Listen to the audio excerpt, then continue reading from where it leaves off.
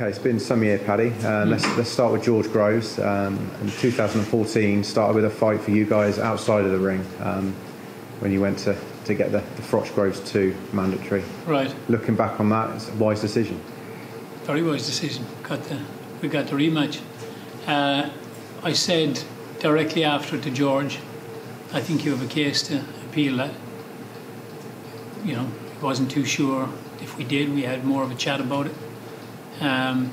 I think they're used to most people coming in and banging their hands on the table and shouting and effing and blinding that they got mistreated.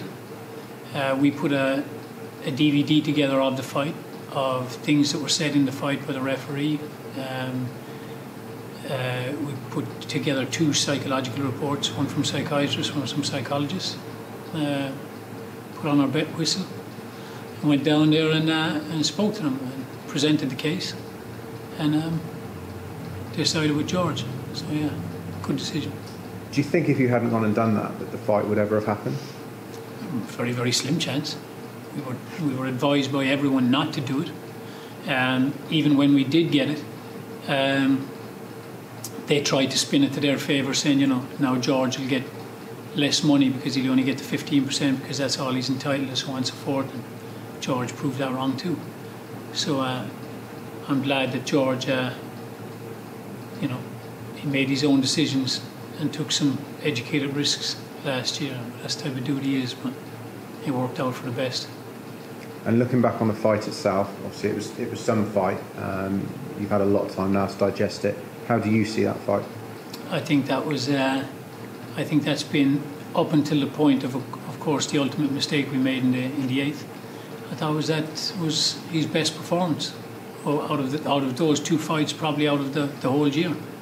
You're going to sit with me as soon as we've done this, and my security over there, and watch this fight, because it's interesting. I sat down with somebody else yesterday from the media, and they were doing an interview just similar to what you're doing, and they asked about it, and I said, that fight, and they said, really?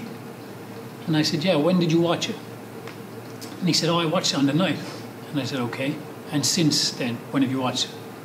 Well, I've watched the highlights. Well, the highlights is the knockout. Fair enough. Good knockout. That's the highlights. Watch the whole fight.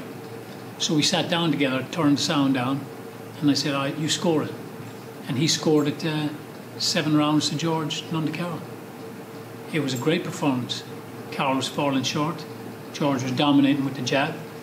There was a couple of the pundits must have had something laced in their drink, because they were away with it on their commentary. Turn down the commentary, get rid of that. That was a beautiful performance off George. You know, Jim Watt called me over the day before the fight and said, Paddy, big fan of George, loved what he did in the first fight, but please tell me you have a different plan this time. Please tell me it's not going to be a replay of the first fight. And I said, without telling you the plan, brother, don't worry. There's a 12-round plan in place. And he goes, oh, great. Then the very next day, Jim was like, he's not doing what he did last time. He's not jumping on him. This isn't the... Like, you just begged for him not to do that. And he didn't do it. He dominated the rounds with his jab and ring generalship. Got off the shots, finished the exchanges. Boxed beautiful. So, didn't get the result we want. But as a team and as a fighter, we believe we're growing. And he's a mandatory now for WBC. All good things come around, you know. How pleased are you with the way that George has reacted since? He's had 2 fights, come in for a bit of criticism with them, but all in all, he's done the job, and he's set for a big 2015 now. You as a fighter want to keep the fans happy, because the fans are the ones that pay your bills. I wouldn't worry at all about keeping critics happy, because that's what they are, critics.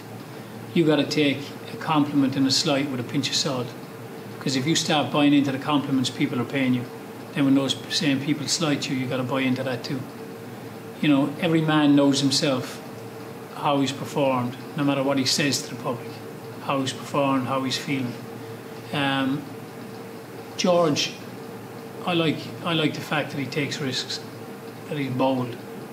He don't care what people say. has taken control of his career and done a great job with it managerial-wise. He's fought for the world title twice. Of course, we would have wanted them to be wins.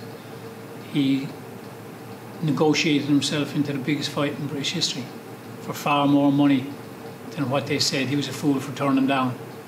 And he played that promotion the way that he wanted it. Didn't get the win, but he went straight back in at a deep level and won a European title. And now he's the mandatory for the WBC.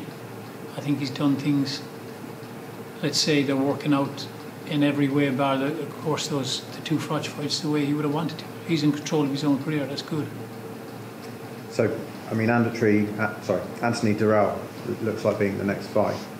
How do you see that going? Tough fight, undefeated dude, can punch.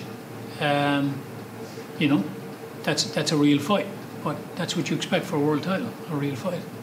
So I see George winning it. I see George having all the tools to be able to exploit the weaknesses that Anthony Durrell has. But it's a real fight. I wouldn't talk about the game plan until after the fight's over. But you know, that's who Anthony Durrell has to defend against George. There is a little bit going back and forth about whether he's allowed a voluntary. That was supposed to have been played out because he didn't have his voluntary in November. But you know, the politics will keep going on, and George and his team will look after that. That's not got to do with me. I'll sit here and wait till I'm told what's going on, and I'll play it from there. And James DeGale is supposed to be fighting Andre Durrell. That could set up a lovely fight between. Either way, the winner of that, if George comes through the way he should against Anthony Durrell, the winner of that fight is a huge fight, because it'll either be a rematch with DeGale, or it'll be Andre wanting to get revenge for the brother getting beat. So either way, the winner of that is a big fight. I'd favour Andre Durrell in that. I think they're quite similar fighters. Andre Durrell's got a better jab. Yeah, I'd favour Andre to win that. I don't think Eddie wants that fight because he knows it don't make money. Plus, you know, it's a high chance that DeGale would lose that fight in a fight that didn't make money in the first place. So he's desperate for George to fight DeGale. Then he's desperate for George to fight Callum Smith.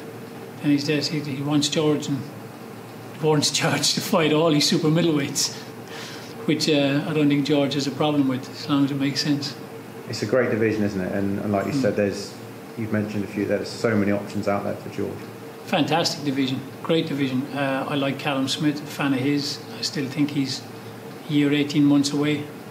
Same as, you know, any fighter, you got to go through from being a prospect to being ready for the world level. Callum definitely has all the tools, patient fighter, like his style.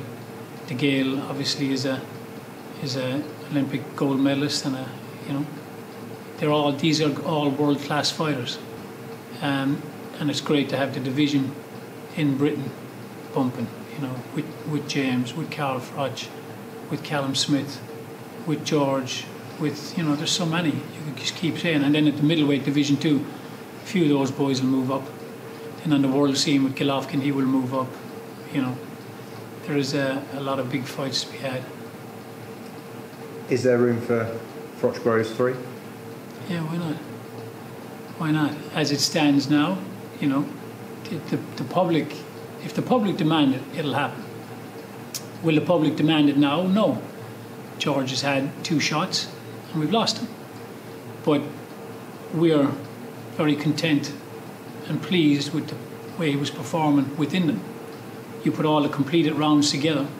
I gave Carl 1 round in the first fight, and you might give him the 5th round in the second fight. So that's 2 rounds, and they can point to the knockout.